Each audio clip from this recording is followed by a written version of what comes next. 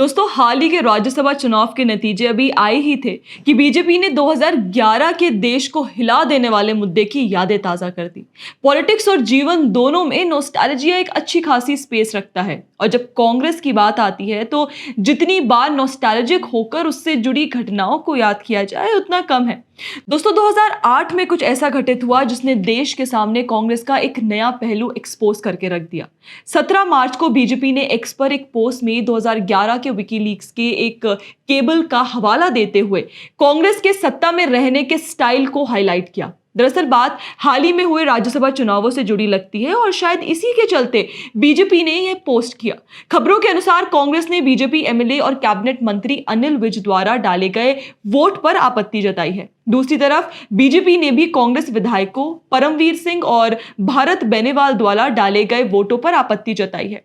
खबर कहती है कि कांग्रेस खेमे से कुछ लोगों ने बताया है कि मल्लिकार्जुन खड़गे ने चुनाव आयोग को एक पत्र लिखकर हरियाणा में राज्यसभा चुनावों में हस्तक्षेप का आरोप लगाया है। इससे पहले बीजेडी चीफ नवीन पटनायक ने भी बीजेपी पर राज्यसभा पोल्स के संदर्भ में हॉर्स ट्रेडिंग के आरोप लगाए हैं।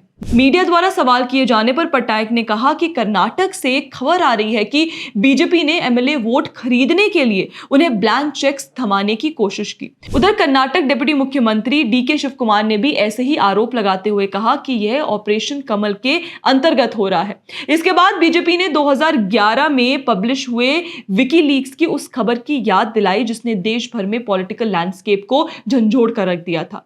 विकीलीक्स से जुड़ा एक चौंकाने वाला खुलासा देश के सामने आया जो संसद में 2008 के महत्वपूर्ण विश्वास मत से जुड़ा था। बात यह सामने आई कि 2008 के विश्वास मत के लिए सांसदों का समर्थन हासिल करने और मनमोहन सिंह की सरकार को बचाने के लिए नकदी से भरे बक्से प्रदर्शित किए गए थे। यह विश्वास मत तत्कालीन प्रधानमंत्री मनमोहन सिंह के लिए बहुत जरूरी बन गया क्योंकि यह विवादास्पद भारत अमेरिका परमाणु समझौते से जुड़ा था। कैश फॉर वोट यानी मत के बदले पैसा, यह घोटाला कांग्रेस की पहचान बन गया। सालों बाद विकीलीक्स का एक डिप्लोमेटिक केबल लीक हुआ और इस लीक से पता चला कि भारत की सत्तारूढ़ कांग्रेस पार्टी ने 2008 में एक महत्वपूर्ण विश्वास मत में सरवाइव करने के लिए सांसदों को रिश्वत दी थी।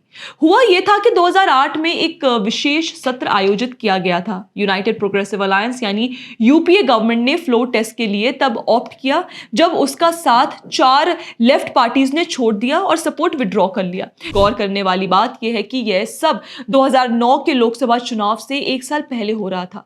अब दोस्तों, लेफ्ट और कांग्रेस का जहां गठजोड़ हो जाए तो वो मंजर तो ड्रामेटिक होना ही है। लंबी चली बातचीत के बाद मनमोहन सिंह की यूपीए कम्युनिस्ट लीडर प्रकाश करात को यह समझाने में सफल रही कि यूपीए सिविलियन न्यूक्लियर इंस्टॉलेशंस पर safeguards agreement international atomic energy agency के साथ आगे बढ़ा सकती है। यह एग्रीमेंट भारत अमेरिका परमाणु समझौते के लिए एक सहायक कारक के रूप में उभरा। कांग्रेस ने किसी तरह यह विश्वास मत अपने पक्ष में जीत लिया। मीडिया ने भी सरकार को बचाने में अच्छी पारी खेली।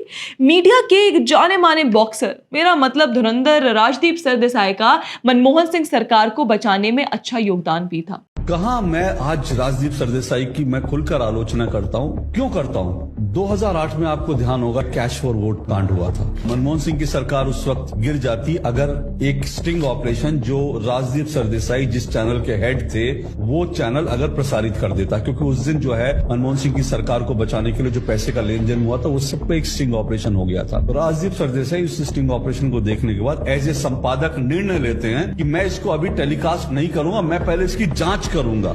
आपने जांच करी उसकी, उसको रोक के रखा कई महीनों तक। मनमोहन सिंह की सरकार बच गई और उसके बाद क्या हुआ? राजदीप सरदेसाई जी को पद्मश्री दिया जाता है। तो क्या ये चीजें हमको बताती नहीं, इशारा नहीं करती क्या कुछ हो रहा है? बीबीसी की एक रिपोर्ट कहती है कि जब कांग्रेस के विश्वास मत जीतने के बाद विकीलीक्स का केबल लीक हुआ तो उसमें बताया गया कि कैसे कांग्रेस के एक वरिष्ठ सहयोगी ने इस परमाणु समझौते पर मतदान से पहले सांसदों को रिश्वत देने के लिए अमेरिकी दूतावास के एक अधिकारी को नकद से भरे बक्से दिखाए।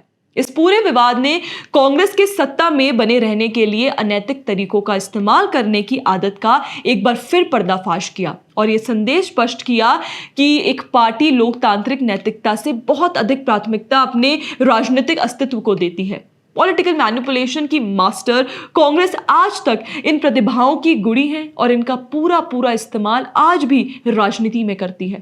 कांग्रेस आज इतने साल बाद भी डेमोक्रेसी पर पाठ पढ़ाती है। उसके नेता लोगों को सीरियस मुद्दों पर गुमराह करते घूमते हैं, लेकिन फिर भी सालों पहले संसद के अंदर एमपीज के हाथ में नोटों की गड्डियों की वो इमेज और शर्मसार कर देने वाले हंगामे को वो धूमिल करने में नाकामयाब रहे हैं। दोस्तों, आपकी इस पर क्या राय है हमें कमेंट सेक्शन में जरूर बताइएगा। बाकी ऐसे और वीडियोस के लिए आप हमारे चैनल को सब्सक्राइब करना ना भूलें। जय हिंद।